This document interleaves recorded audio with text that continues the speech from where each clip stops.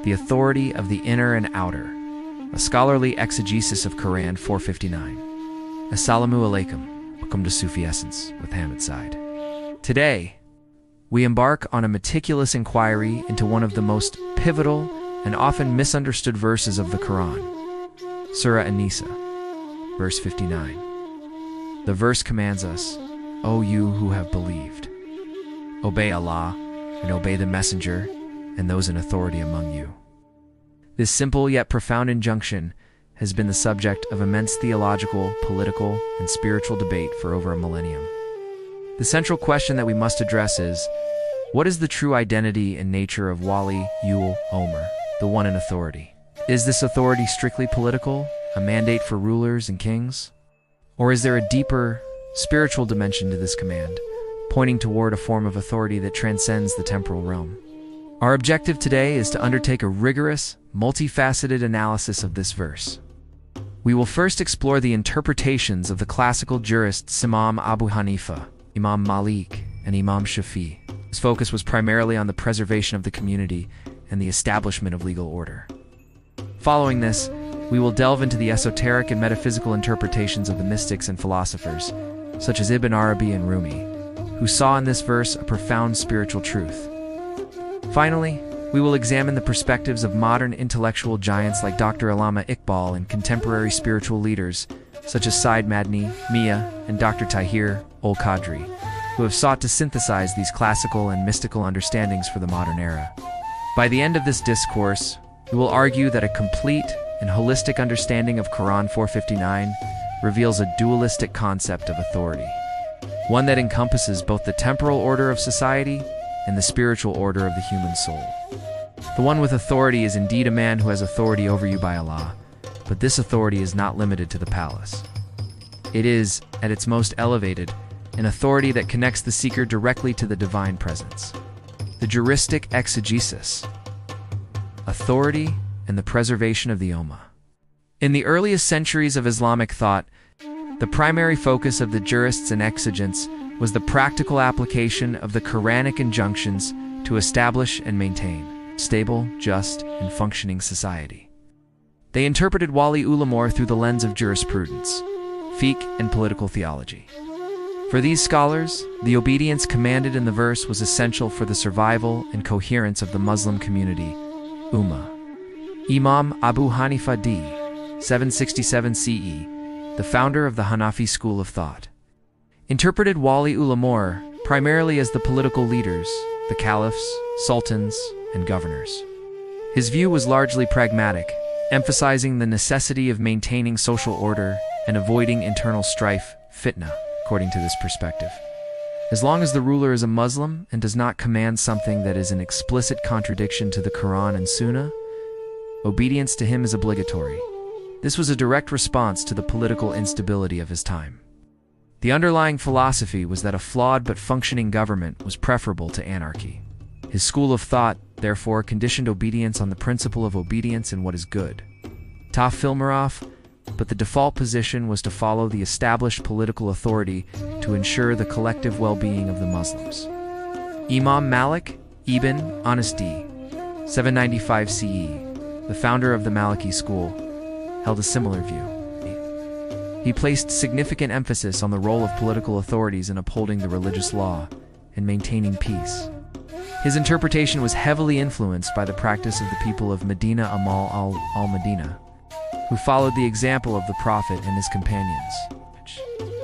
Imam Malik's commentary on the verse extended the definition of authority to include not just the central ruler, but also local governors and the scholars of Medina, who were seen as the custodians of the prophetic tradition.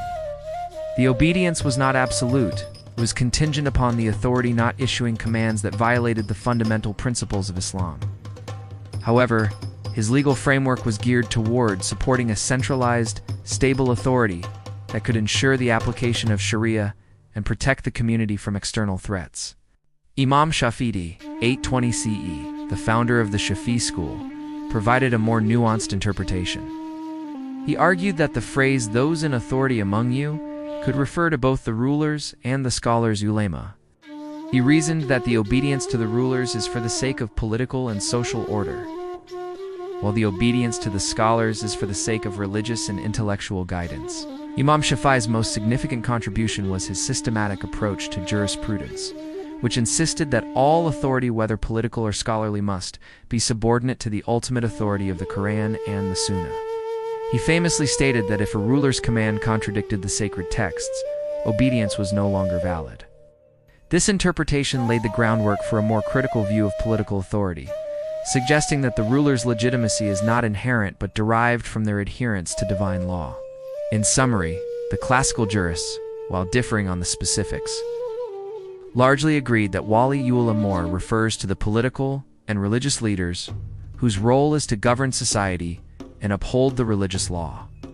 Their interpretations were deeply rooted in the need to create a unified and orderly community, providing the legal and theological justification for obedience as a means of social cohesion and stability.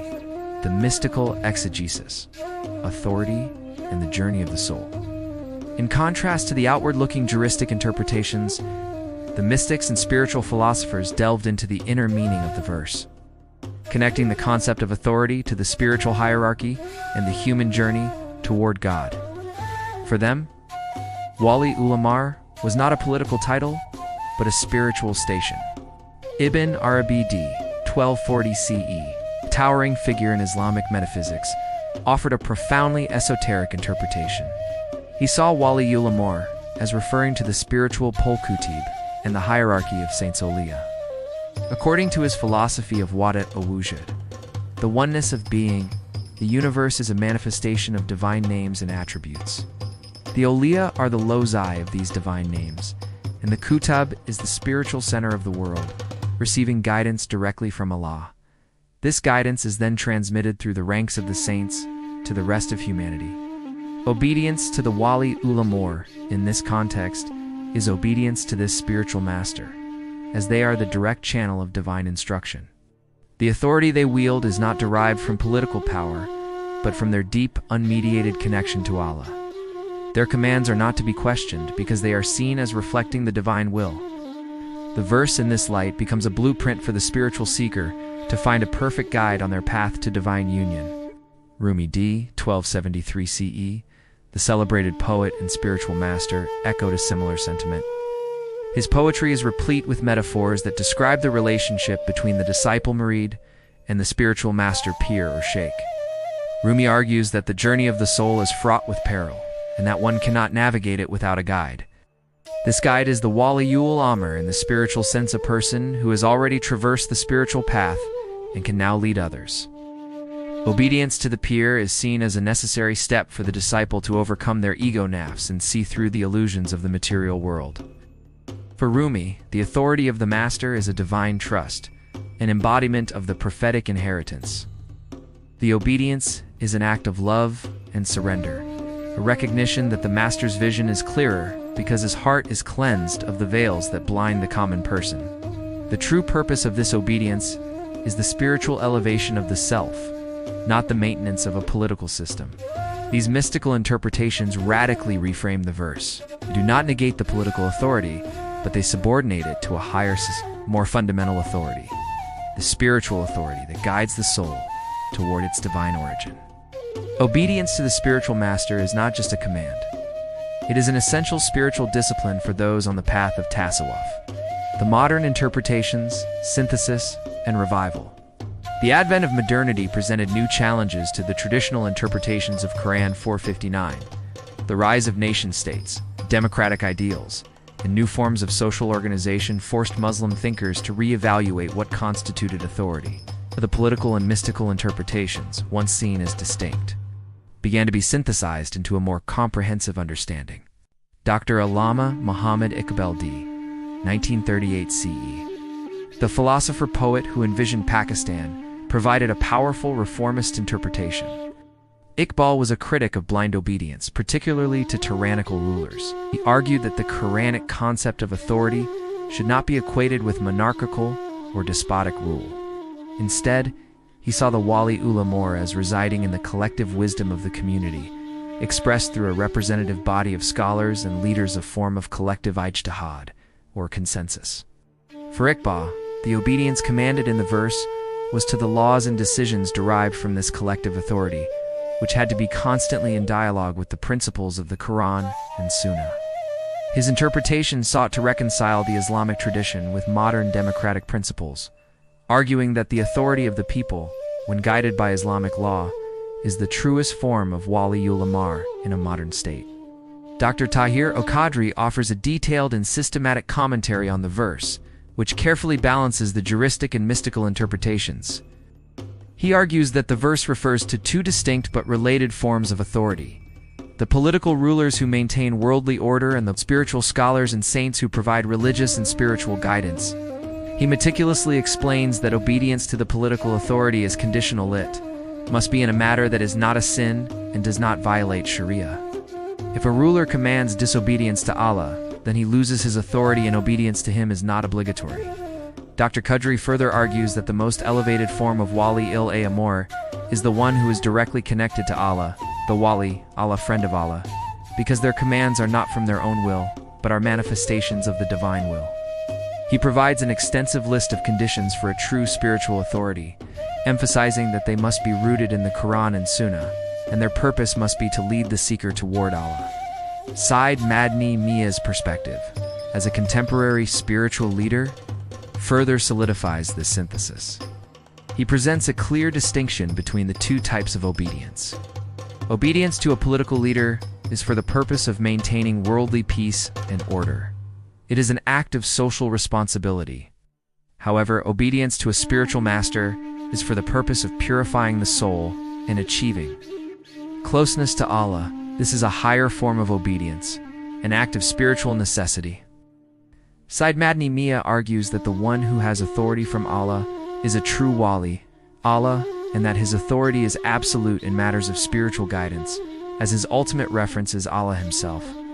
The obedience to such an individual is not to the man, but to the divine light that is manifested through him. He thus confirms the mystical view that the true Wali-ul Amr is indeed the spiritual master, who, by virtue of his spiritual station, is directly connected to Allah and receives his orders from him. Conclusion: the synthesis of outer and inner authority. Our extensive journey through the exegesis of Quran 459 reveals that the concept of Wali-ul Amr is far more profound and multi-layered than a simple political title. The classical jurists rightly focused on the necessity of political authority to prevent social chaos. Their interpretations, rooted in the preservation of the OMA, establish the crucial principle that obedience is conditional upon adherence to divine law. The mystics, on the other hand, expanded the definition of authority to the inner world, identifying the Wali-ul Amr with the spiritual masters and the saints, who serve as the guides for the individual soul's journey to God. The most comprehensive understanding is synthesized by modern scholars like Dr. Tahir Qadri and Syed Madni Miya, is that the verse encapsulates both realities. We are commanded to obey the political authority for the sake of a just and orderly society. But this obedience is secondary to our obedience to Allah and His Messenger. The ultimate and most transformative obedience is reserved for the spiritual Wali-ul Amr, the true Wali Allah, who is directly connected to Allah. This individual's authority is not a matter of a worldly crown or power, but of divine favor and spiritual purity. The true authority is a man whose commands are an echo of the divine will, and whose guidance leads the seeker from the darkness of the self to the light of divine presence. This is the essence of a true Wali-ul Amr, a living link in the chain of divine guidance, a man who has authority over us by Allah. This dualistic understanding of authority ensures that both our external lives and our inner spiritual journeys are in perfect alignment with the divine command. It is a profound and beautiful synthesis that offers a complete blueprint for a Muslim's life, both in the public and private spheres. Thank you for joining us on this enlightening scholarly journey. Please subscribe to our channel to continue our exploration of the deeper truths of Islam.